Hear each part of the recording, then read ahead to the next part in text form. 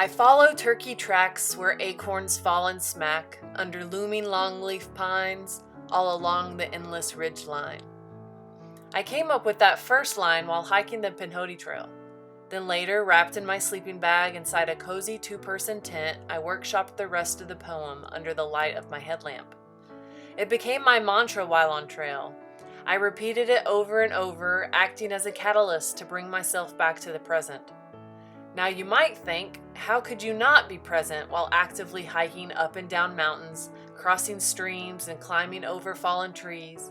But when you hike 8+ hours a day, every day, for weeks on end, your mind tends to wander. I daydream to distract myself from the monotony. But I went to the woods for connection, for challenge, for escapement, and didn't want it to be a blur. So repeating turkey tracks would bring me back to the moment.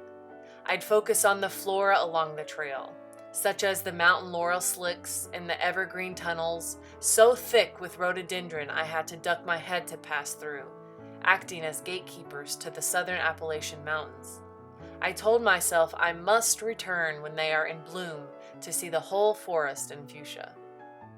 I'd stop occasionally and listen to the absolute stillness and quiet of the woods and wonder how far away the nearest human was, feeling as though I had the whole wilderness to myself. Other times, I'd halt in my tracks to hear leaves crunching as an animal scurries away in the distance, and depending on how loud the crunching was, gave me an indication of how large the animal was, although most of the time it was just a squirrel making as much of a racket as a doe. I'd play the game Stick or Snake, trying to guess what was lying on the trail in the distance, 'cause roots look mighty similar to snakes laying across the path. But it was almost always a stick. The snakes I usually didn't see until I was just about to step on them. It is, above all else, a privilege to be able to escape to the woods, and escape I did.